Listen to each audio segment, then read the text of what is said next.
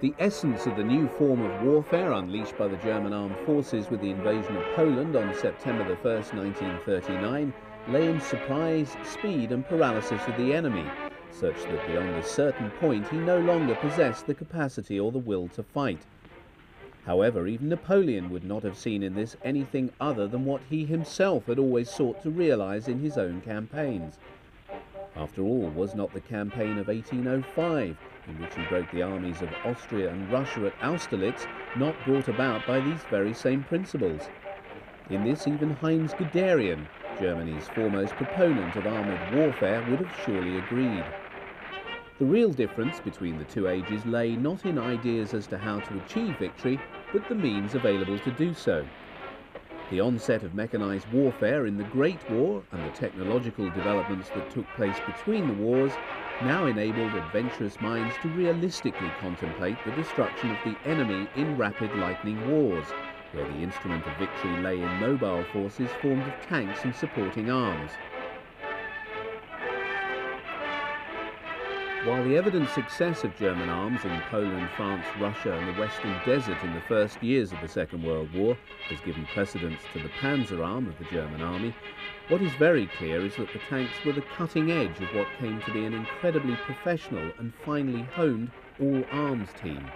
This was the difference between the likes of Guderian, Rommel and Manstein, who helped realise German military success in the opening years of the war, and their Allied counterparts. They not only thought in terms of the arms of the army cooperating to achieve an objective, but also brought in the dimension of air power as well. It was this grasp of all-arms warfare that proved so disastrous for the armies of Poland, France, Great Britain and the Soviet Union. The Allied officers were all schooled in the idea of the independent operations of the different arms of service on the battlefield. Their inadequate grasp of the theory of armoured warfare was to receive bitter and repeated confirmation on the battlefields of North Africa. Neither the British Army nor the RAF had attempted to develop relationships that matched the very close cooperation that existed between the new Luftwaffe and the German army. Rommel was repeatedly to observe that it was the failure of the British to embrace the notion of a battle as a combined arms affair that often gave victory to the Afrika Korps. But it was the genius of the German commanders to grasp that the essence of modern warfare lay in the exploitation of the technology that had emerged out of the furnace of the Great War. In doing so, they acquired an expertise that they were repeatedly to demonstrate right down to Germany's defeat in 1945.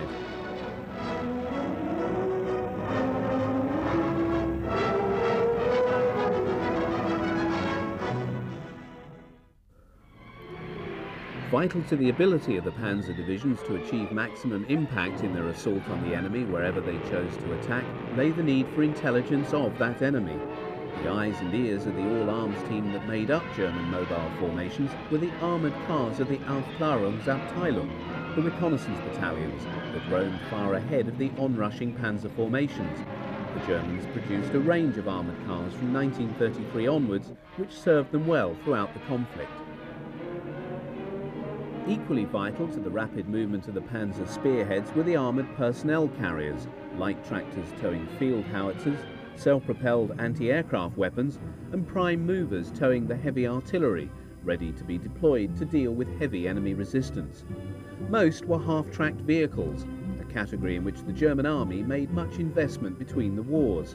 But it was the radio communications nets that moved forward with the panzers and mounted in armoured cars and half-tracks that allowed the likes of Guderian a degree of command and control over his troops unknown to Napoleon, the significance of which, however, he would have grasped in an instant.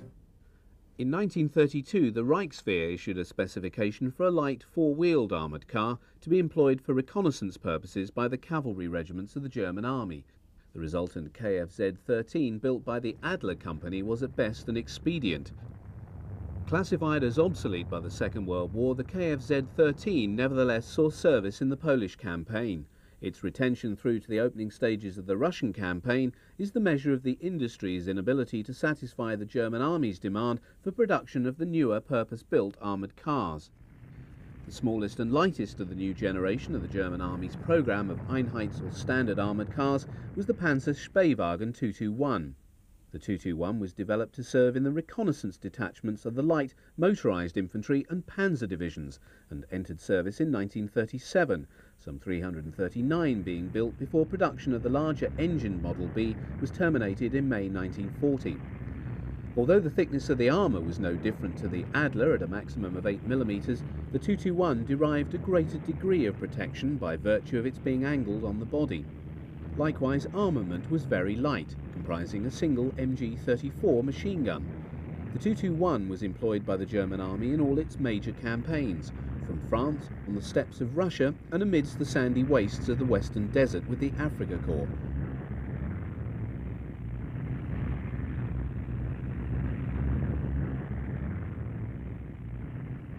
More often than not, it was the deficient armament of the 221 that led to its employment alongside its more heavily armed stablemate, the SdKfz 222 seen here.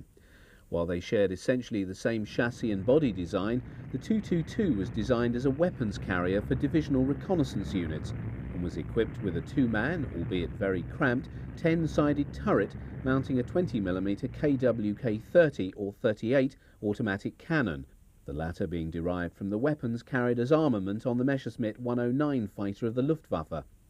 Secondary armament was an MG-34.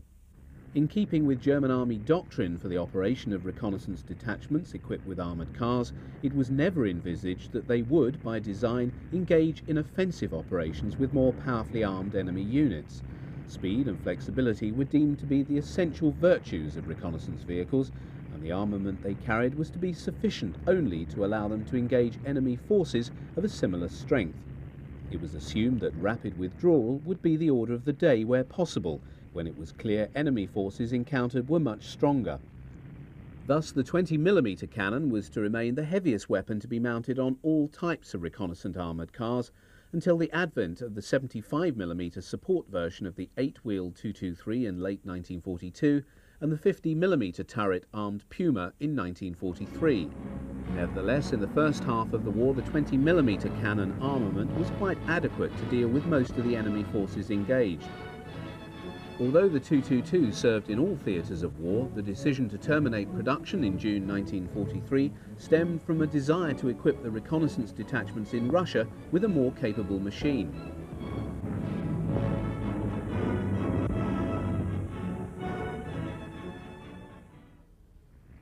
As the 222 was only equipped with a short-range radio, it often operated with a specialised radio variant designated the 223, equipped with a frame aerial.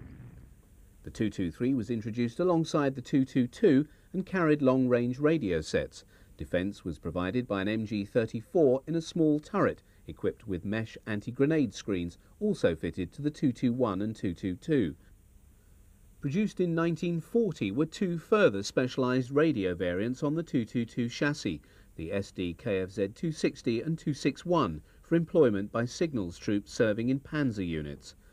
Tasked to supplement the intelligence on enemy dispositions supplied by Army Cooperation aircraft, armoured car units would range to the fore of the advancing panzer spearheads.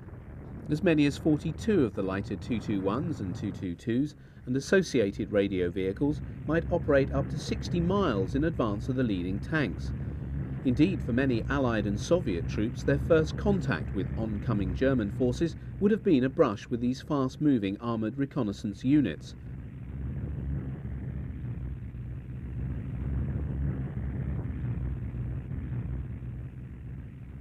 A rarity among German armoured vehicles, the SdKfz 247 stands outside the sequence of the light armoured cars seen hitherto, and is more properly described as an armoured staff car come armoured personnel carrier. Those illustrated in this sequence are the 4x4 model, which entered production in July 1941, replacing the earlier 6-wheeled variant of the 247 manufactured in 1937. A reconnaissance battalion commander in his 247 leads a small column of supporting 222 armoured cars, one 223 radio car, through a French town during the occupation of Vichy, France in November 1942.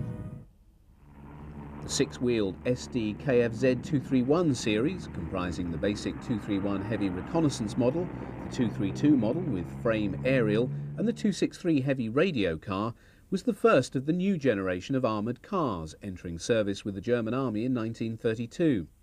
The basis of this vehicle was the 6x4 light cross-country chassis that the companies of Daimler-Benz, Majerus and Bussing-Nag were already producing for commercial lorries. Although this was demanded by the Army for reasons of economy, it was rapidly seen to have been a false saving, inasmuch as the 231 series was handicapped from birth by technical limitations that was to reduce its service life. Production of the type lasted just 4 years, and the design was phased out in 1937.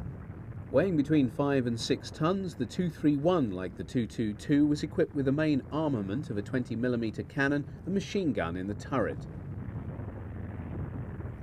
Although by 1939 the six-wheeled 231 series had been superseded in the heavy reconnaissance role by the more sophisticated 8-wheeled armoured cars in the German Army, they nevertheless saw limited use in the opening year of the conflict.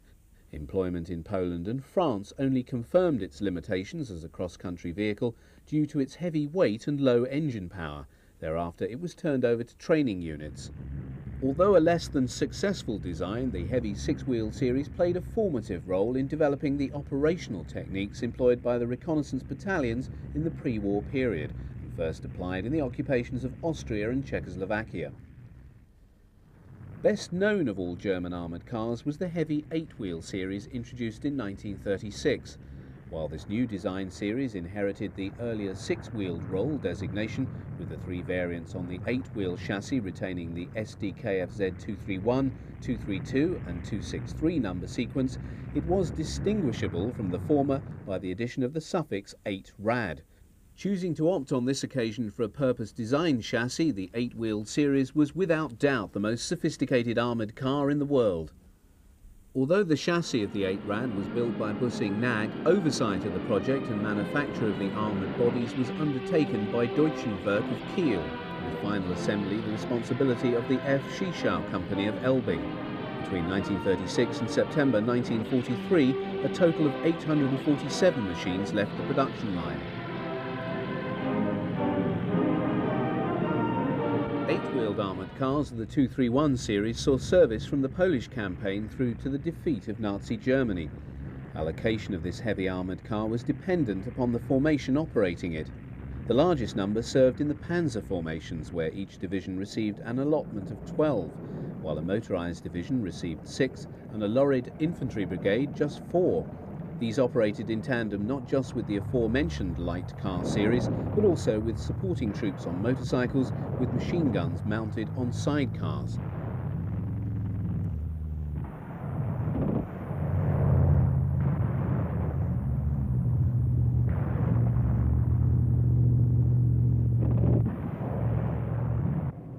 The 8rad 263 employed the hull of the 231 series, with the armoured body extended upwards to provide a large crew compartment wherein was carried long-range 100-watt medium-wave radio equipment. Employed by the communications detachments of panzer and motorised divisions, the powerful radio equipment on board allowed the rapid dissemination of new orders following study of the latest intelligence on enemy forces and dispositions. One of the best sequences of film showing armoured cars in action comes from the operations of the reconnaissance detachment of the 1st SS Division Leibstandarte Adolf Hitler during the Balkans campaign in April 1941. A mixed detachment of light 221s and 8-wheeled 232 radio cars and 231 standard reconnaissance vehicles is seen moving stealthily through a Greek town, where they've been giving chase to retreating British forces. Noteworthy are the names, such as sidelets, placed on some of the vehicles by their crews, a practice that was much less common on German vehicles than found on British or American machines. During this campaign, the reconnaissance detachment of the Leibstandarte was under the command of Sturmbannführer Kurt Meyer, who received the Knight's Cross for this command.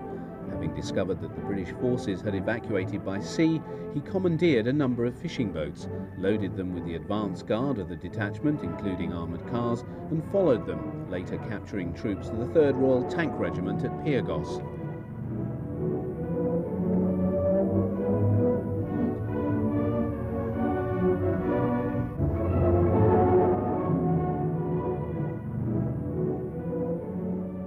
It was in North Africa that the 8-wheeled armoured cars fully came into their own.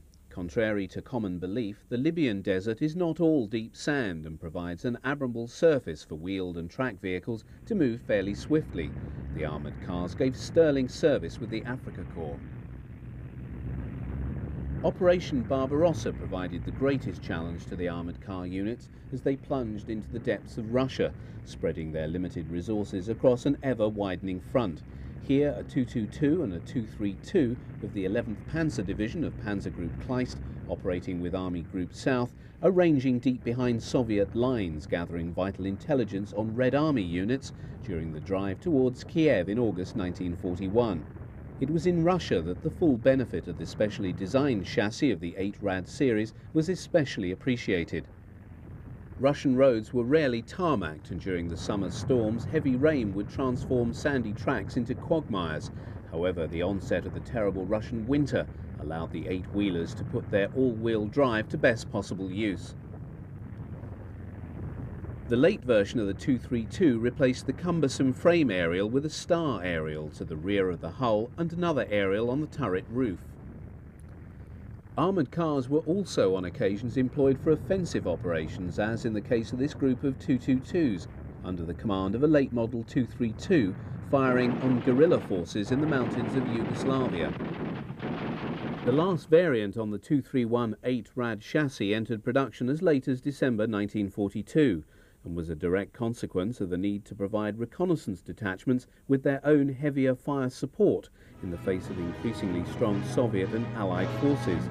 The first 10 233s were converted from 231/232 chassis, returned to Germany for overhaul. Thereafter, another 109 new-build vehicles were produced before production was terminated in October 1943. The main armament was the 75mm L-24 Stummel cannon. The first 233 detachments entered service in North Africa in late 1942 and were extensively employed in the fighting in Tunisia, where this film was shot. Organised into platoons of 6 vehicles, the 233s would accompany the lighter 222s and 223s, which in this case provides the communications vehicle for this particular reconnaissance sortie. Most of the vehicles involved carry a modicum of foliage to give a degree of protection from eagle-eyed Allied fighter pilots. The 233 normally carried a mixture of 33 high-explosive and armour-piercing rounds, although, as in the case of other armoured vehicles, crews frequently carried more rounds depending upon the sortie and likely opposition. The 233 proved to be an effective and well-liked machine.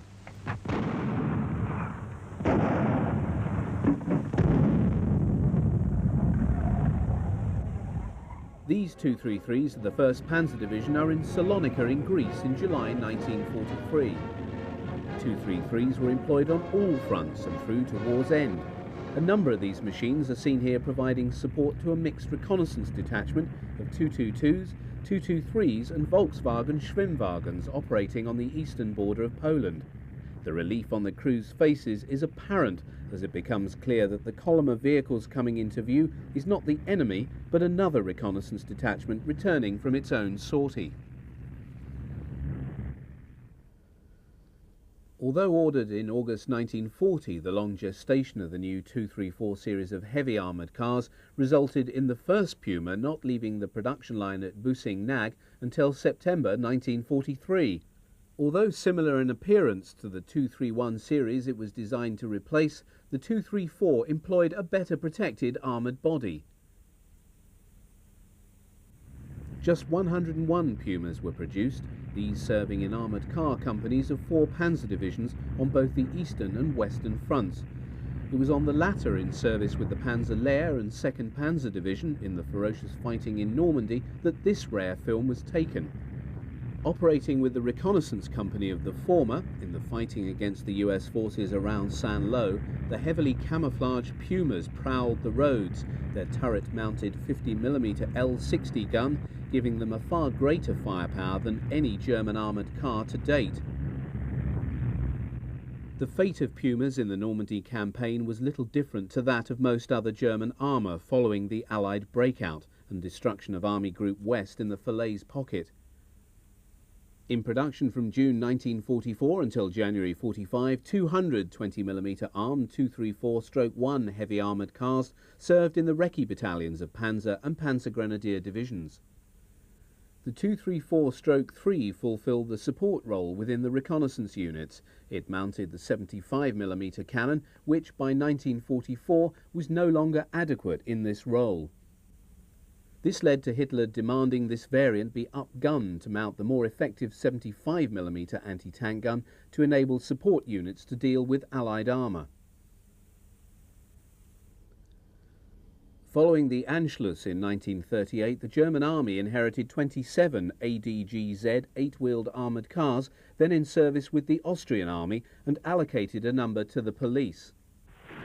14 SdKfz were employed by an SS police detachment in operations in Danzig on the 1st of September 1939, following the German invasion of Poland. Supported by fire from light infantry guns, an SS SdKfz named Sudetenland is seen being used as mobile cover by police to storm the post office building in the city. The SdKfz carried a 20mm cannon and 2 machine guns. Steyr Daimler Puch received a subsequent order for the SdKfz when 25 were produced for service with the SS in 1942 for units engaged in Russia.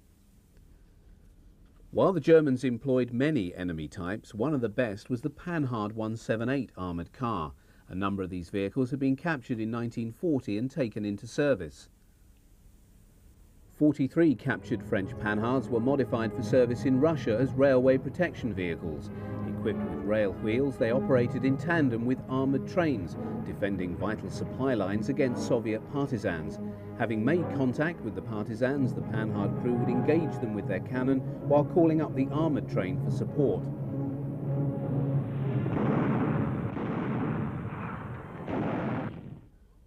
Such was the effectiveness of the wartime 8-wheeled armoured cars that the Bundeswehr chose to employ the same configuration on its new Lynx reconnaissance vehicle in 1975.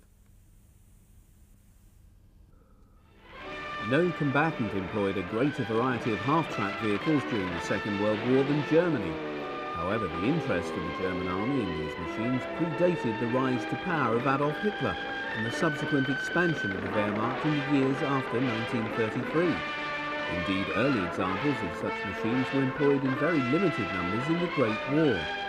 Experience with these Marienwagens and Kraft prototypes were employed as the basis for the formulation of specifications for half-track types to be used in the programme for the motorisation of artillery within the Reichswehr as early as 1926. The finalisation of this programme in 1929 had led to the identification for the need of a range of half-track machines to fulfil mainly tractor tasks. By 1932, the programme identified the need for a light half-track weighing 5 tonnes, a medium tractor of 8 tonnes and a heavy machine of 12 tonnes. However, in the light of the expansion of the Wehrmacht after 1933, the need for 2 further types was identified, and in 1934 specifications for 1-ton and 3-ton machines were issued, subsequently becoming 2 of the most important types to see service in the Wehrmacht. The need for an additional type of very heavy half-track of 18 tonnes was not finally identified until 1936. The large number of companies brought into the manufacturing programme for these half-tracks reads like a who's who of the German automotive industry. Husing-Nag and Daimler-Benz in Berlin, Krauss-Maffei of Munich, Farmo of Breslau, Demag in the Ruhr and Borgward of Bremen. In the period immediately prior to the outbreak of the war, the German army succeeded in streamlining the number of types being produced so that throughout the period of the conflict, just 8 remained in production. Smallest of the wartime half-tracks was the Kettenkrafttrad, or small motorcycle tractor. Although developed by the NSU company, it derived from work on a vehicle originally developed for the Austrian army. Production of the Kettenkrad began in 1940 and continued at NSU until 1944, by which time they produced some 8,345 of the machines.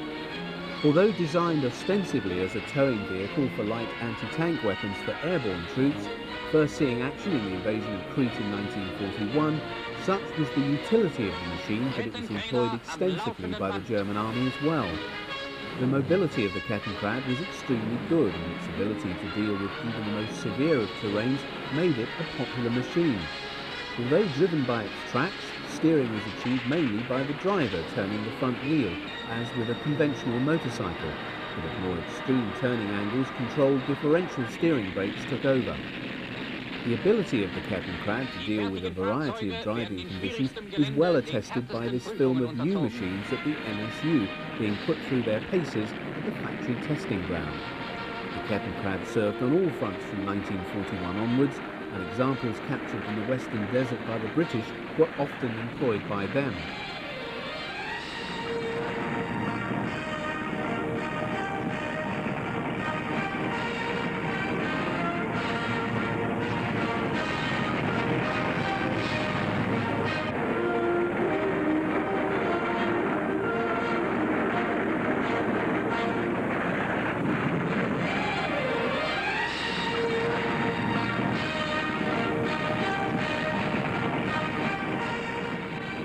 A classic sequence of film illustrating exactly the purpose for which the Kettenkrad was designed comes from the summer of 1943, and a glider reinforcement of paratroops for German forces defending Sicily following the Allied invasion of the island on the 10th of July. First, a DFS 230 glider carrying troops alight safely on a beach landing strip, followed shortly by a larger Gotha 242. Although the weight of the Kettenkrad was 1.28 tons, it was easily transportable by the Gotha. The twin-boom layout of the glider allowed the half-track motorcycle to be driven out without difficulty. For paratroops, the Kettenkrad allowed loads just that bit too heavy for a soldier to manhandle efficiently, or anti-tank weapons to be towed without difficulty. With the mobility of a tank, the Kettenkrad came into its own in Russia, when the late autumn rains came, and in the early spring the melt from the severe winter's snow transformed the roads into a sea of mud. In 1939, DMAG began production of the 1-ton D7 half-track, which was to become one of the most numerous and important types employed by the Wehrmacht. The parent company transferred production of the unarmoured machine to other manufacturers to concentrate on the manufacture of the armoured version. Standardised as the SdKfz 10, this half-track saw extensive employment throughout the conflict. The principal variant of the 1-ton was the SdKfz 10/4 self-propelled anti-aircraft gun, which had the passenger section replaced with a flatbed on which was mounted a 20mm flak. 610 of this variant were built. By the time the type phased out of production in 1944, 25,000 had been manufactured in a program embracing plants in Austria, France and Germany.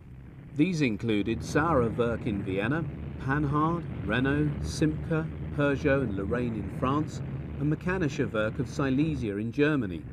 A number of other German companies such as Adler, Busing-Nag and Mayag built the type alongside Panzers and their own half-track types. The appearance of the type remained unchanged throughout its production life, the doorless body being designed as an open troop carrier for 8 men, with the soldiers clambering out and over the body to disembark for employment.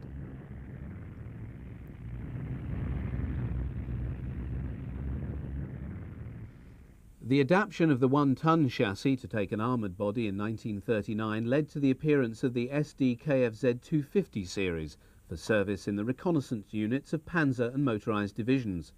The interior was designed to carry the driver, commander and 4 troopers. The armour gave the crew protection from small arms fire. Although a number of prototypes of the 250 were tested in Poland, production was delayed and the first machine did not leave the production line until June 1941.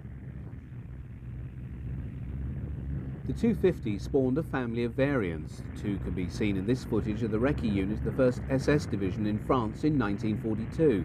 The 250-10 mounts a PaK-36 and the 253 radio command variant a frame aerial. As production of the 250 expanded, film of the type begins to increase. This from the 1942 campaign in southern Russia shows the basic 250 armoured personnel carrier, PaK-armed and radio versions engaged in the advance on Rostov-on-Don. For self-defence, the 250s carried an MG-34 mounted on the forward upper hull. Often a second MG-34 was carried on the upper rear hull mounting. It can also be seen how the troops of the section also employ their own personal weapons, such as the MP-38, for firing from within the vehicle.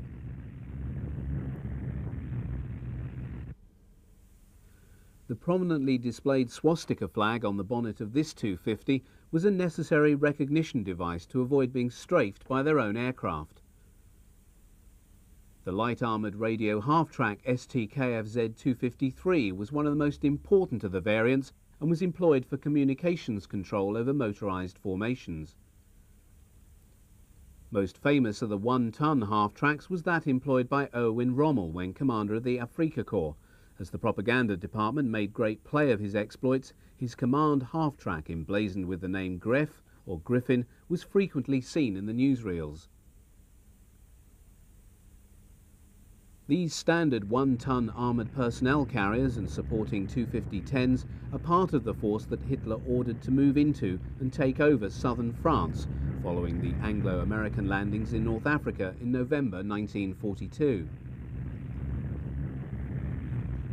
Unhappiness with the performance of the four-wheeled 222 armoured car in Russia led to its replacement in mid-1943 with a variant of the 250 half-track mounting exactly the same 20mm armed 10-sided turret. Designated the SdKfz 259, production began in May 1943.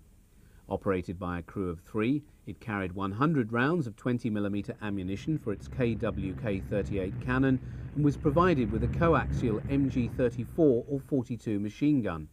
This variant was used by the recce detachments of Army and Waffen-SS panzer divisions and motorised formations. 4,250 of the original 250 were produced up until October 1943, when a major redesign of the armour configuration to facilitate easier and more rapid production led to the appearance of the SdKfz 250 new model. The most distinctive feature of the new body shape was the inclusion of more flat armour plates. Many of the variants on the old body were continued with the new type, although most completed were of the standard APC body. Service continued to be mainly in the armoured reconnaissance detachments. The rapidly declining war situation in 1944 led to the decision to drop the 250 in favour of the SdKfz 251. By the time of phase-out in 44, 2,378 of the new 250 had been produced.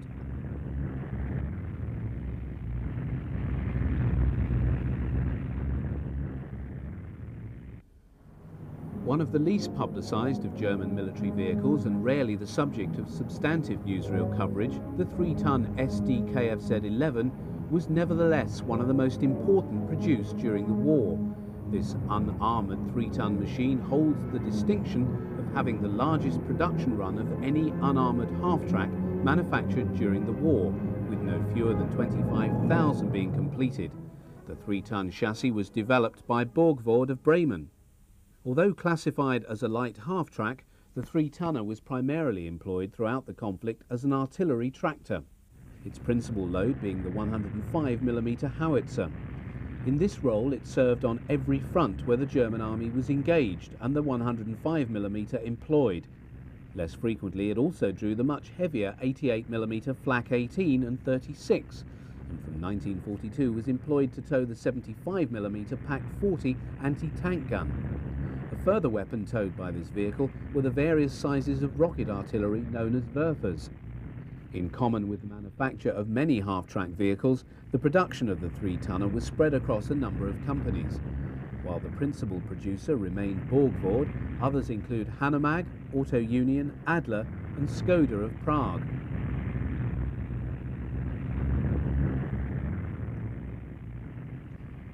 The SdKfz-11 reflected standard German half-track design in that its engine was mounted at the front of the vehicle. Steering was effected through the front wheels.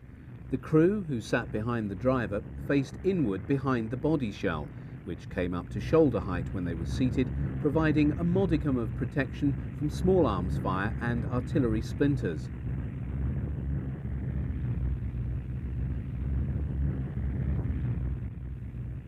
The three-tonner proved to be an immensely versatile machine, and from 1943 onwards its manufacture was deemed to be a matter of priority. Its very effective cross-country performance, even in Russia, led to a number being provided with a flatbed in place of the crew compartment, so that it could be employed for the carriage of medium loads.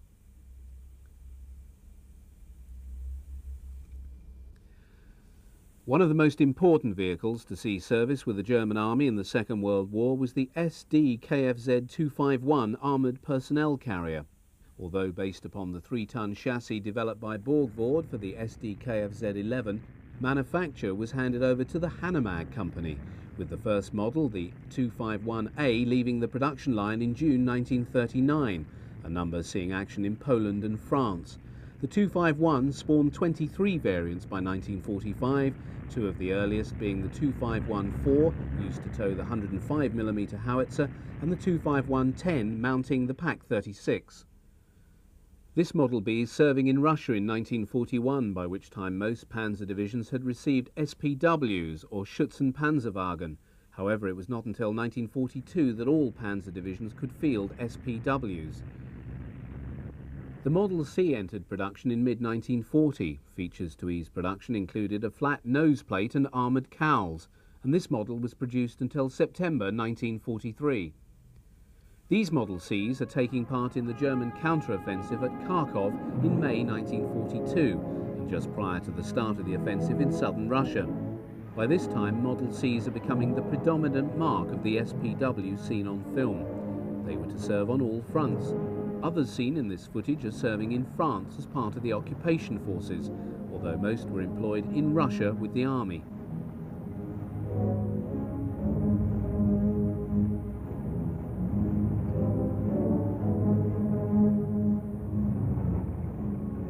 Of particular interest is film dating from late 1944, where Model Cs are being employed to train Volkssturm troops in tank destruction, employing magnetic mines and other devices.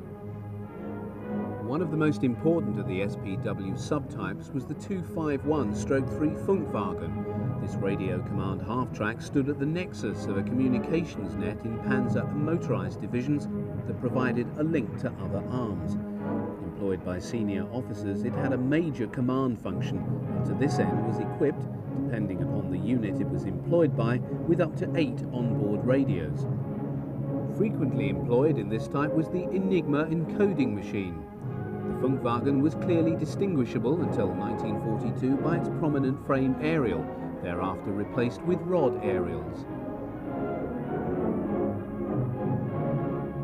These SPW Model Cs and motorcycles belonged to the 11th Panzer Division serving in Russia in the winter of 1942-43.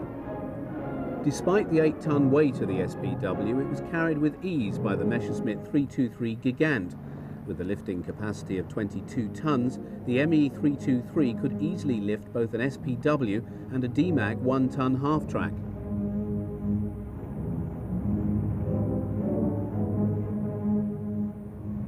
These two half-tracks have been sent to Crete as reinforcements for the German garrison. Although the ME 323 was very slow and highly vulnerable to attacks from Allied fighter aircraft, the Aegean was still beyond the range of British aircraft when this film was shot in early 1943.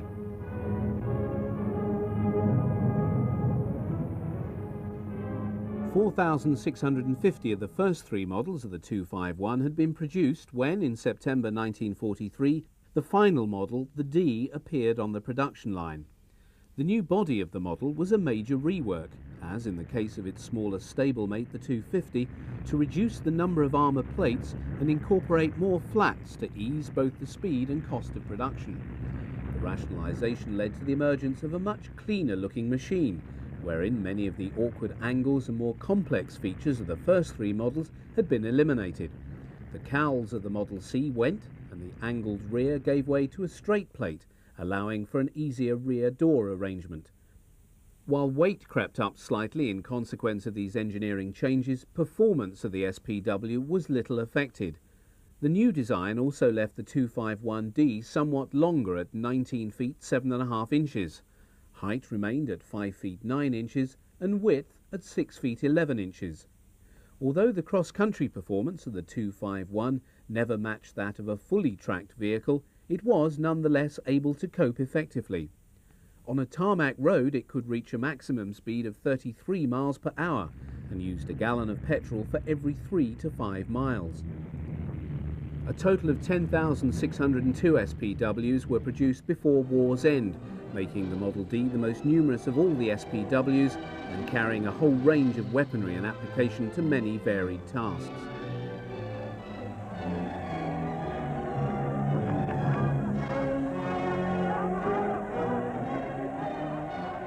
One of the most useful of these was the 2517 Pioneer wagon, which mounted 2 small assault bridges. The 2517 illustrated here is serving with the Waffen-SS Division Viking in Poland, late 44. SPW units discovered early on in the war that it was not always possible to lay hands on heavier armament when confronted with a heavily armed enemy. But experience in Russia forced the need for SPWs to be given their own fire support. The development of a 251 to carry the 75mm L24 cannon was ordered by the Army in 1942, with the first production machines employing the Model C chassis entering service before the end of that year. The identical fitting of the 75mm gun as employed on the C was adopted for the D. Later in the war, a standard mounting for the gun was developed that sat on top of the body. In his inspection of the newly raised 12th SS Panzer Division, Field Marshal Gerd von Rundstedt stands to examine a 251-16, a version of the SPW fitted out to tow 140mm flamethrowers. Later in the sequence we see a 251-16 in action, supporting troops in Holland in the late autumn of 1944.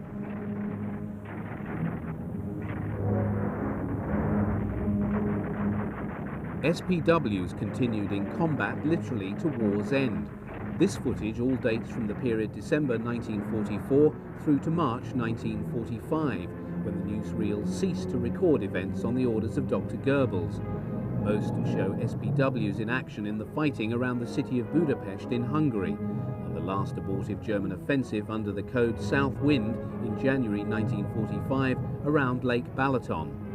SPWs pass a destroyed Su-76 as they advance with Panther tanks towards a temporarily retreating Soviet enemy.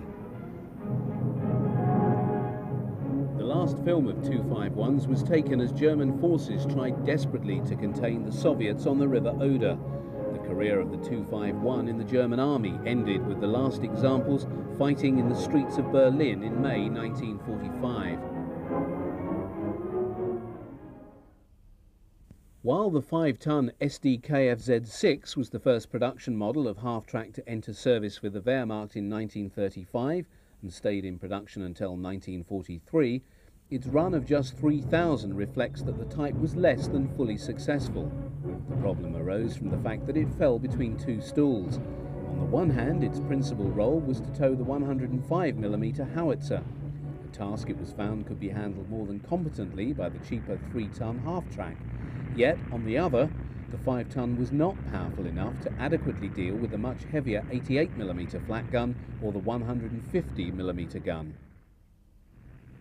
The first of 12,000 8-ton SdKfz-7 built by 1944 left the production line of the parent company of Krauss-Maffei in 1934. The principal identifying features of the early models of the 8-tonner, namely the KM-M8, 9 and 10, was the 4-wheel bogies, which resulted in a track length which extended to just over half of the body. The main drive wheel was to be found sighted on the chassis below and slightly to the rear of the driver's compartment on the body, resulting in a significant gap between track and the steering wheels at the front of the machine. The KM-M8, which was also constructed by Daimler-Benz and Bussing, remained in production until 1935, and could also be identified by the bar that ran midway across and in front of the radiator of the vehicle. Seen here is an example of a KM-M10 pulling an 88mm Flak 36 in Russia in 1941. The most important model of the SdKfz-7, the KM11, emerged in 1937 and was to remain in production until 1944. It was also built in Austria and Italy.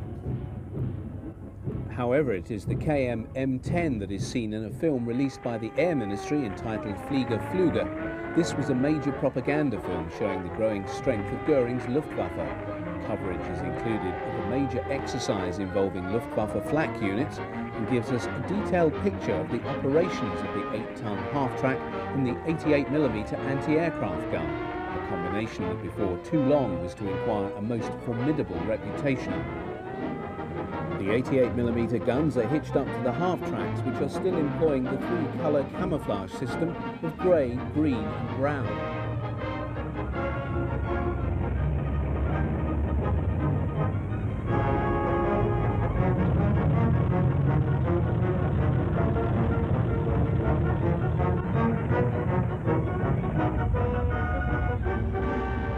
Having arrived at a pre-selected firing position, the crew dismounts and moves rapidly to unhitch the 88mm gun. This allows us a closer look at the procedure that would be employed on an almost daily basis once the Second World War began, either when the flak gun was being employed in its intended anti-aircraft role or as a deadly anti-tank weapon. Although heavy, the gun is easily deployed by the crew and prepared for action. The approach of aircraft, in this case Dornier 23 bombers, leads to fire being opened.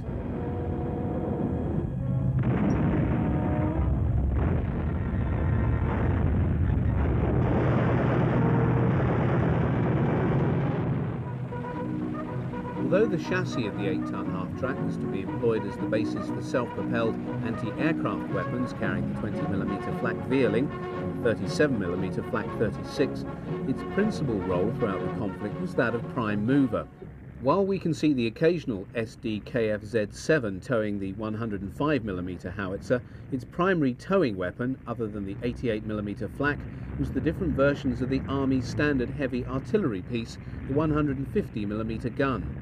With much of this immediate footage coming from the opening stages of the Russian campaign in the summer of 1941, it shows how towed artillery units were required to advance as quickly behind the fast-moving spearheads as was possible.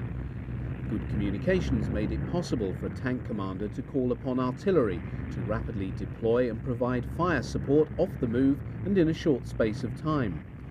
There can be little doubt that it was this ability to bring heavy artillery fire to bear quite quickly that contributed much to the forward momentum of the German forces in Russia.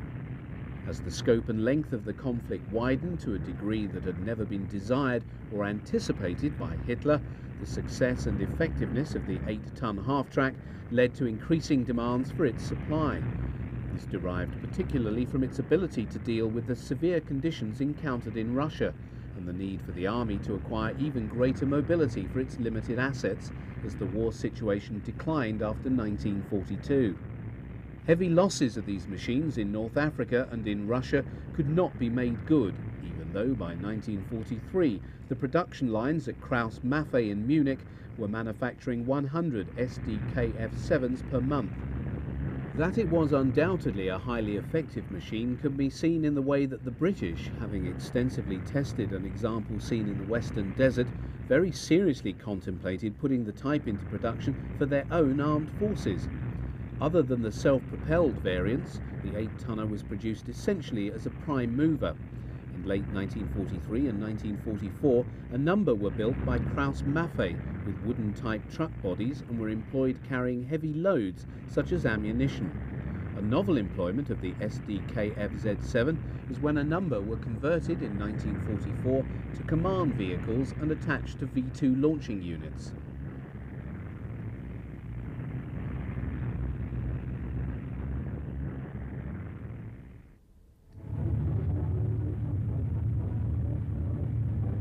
Following in the wake of the 8-ton half-tracks towing heavy artillery, passing the dais on which Adolf Hitler was taking the salute in the military parade celebrating his birthday in Berlin on April the 20th, 1939, came a half-track design originally developed for the Red Army in the early 30s. The medium 12-ton tractor had entered the German Army in 1934. The final model, the DB-10, entering production in 1939. 4,000 were manufactured by the parent company and Daimler-Benz, Krauss-Maffei and Skoda before production was phased out in 1944. Along with the 8-ton half-track, the 12-ton SdKfz 8 was the principal prime mover of the 150mm heavy artillery piece. The weight of these pieces, the size of crew needed to serve them, required vehicles of the size and power of the SdKfz and 8. But it was the 12-ton half-track that was employed to move the large 170 and 210mm mortars, their crews and ammunition. Employed at corps level, the 170mm K-18 Morselauf was the heaviest standard gun used by the Army, and such was its weight that it was broken down into 2 sections for travel. Each section employed a 12-ton half-track. Those seen here are serving in Russia. The latter sequence shows 2 12-tonners entering the city of Kiev in August-September 1941. Largest and most powerful of all the half-track prime movers employed by the Wehrmacht was the 18-ton SdKfz 9, built by Farmo of Breslau. Entering service in 1938, some 2,500 of this type was manufactured before production was terminated in 1944. One of its roles was acting as prime mover for the very heavy artillery pieces. It is in that capacity that 2 18-ton half-tracks are seen here being employed to slowly move to its emplacement one of the very large guns mounted by the Germans at Cap Gris-Nez near Calais in northern France in 1940. These were employed to fire at shipping in the English Channel and on coastal towns across the Strait of Dover. But it was as a recovery vehicle that the Farmo was most commonly employed. The heaviest type had a winch capacity of 40 tons, while that seen here employed an electric 10-ton crane. We've alluded to the problems that climatic conditions in the Soviet Union with its seasonal mud and deep snows created for wheeled transport. 2 solutions, one a purpose-built response and the other initially an expedient later adopted for mass production, were available by the second winter of the campaign, in the form of the fully tracked Raupenschlepper Ost and the Maltier half-track load carriers converted from lorries.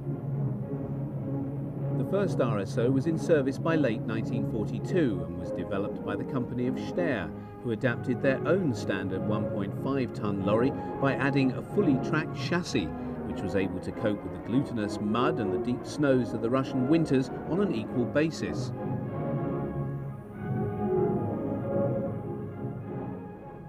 The first Maltier was a field conversion, the response of the SS Division Das Reich to the conditions in Russia. They married a Carden-Lloyd suspension of a captured British Bren carrier to a Ford V8 lorry and produced an impromptu but highly effective half-track load carrier. The idea snowballed and gained official sanction, resulting in full-scale production of the vehicle, including the Carden-Lloyd suspension. By the end of 1942, Opel, Magirus and Ford were all producing mules. By 1944, a total of nearly 22,000 3-ton models had been built. The largest of the mules was the 4.5-tonner built by Mercedes-Benz and, based on their L4500R lorry, employed a chassis that utilised the track and running gear of the obsolescent Panzer II light tank. A total of approximately 1,500 mules of this weight were produced. Ford built 14,000 2-ton Maltiers by 1944, and RSOs were frequently employed as tractors to pull the 75mm Pack 40. In 1944, the second source of RSOs came online when Klockner Deutz Magirus produced their own model, distinguishable from that of Steyr's by its angular body and diesel engine. By 1945, 25,000 RSOs had been built. Any proper understanding of the German Army in the Second World War requires an appreciation of the vital role played by the armoured cars and half-tracks in both her victories and her ultimate defeat.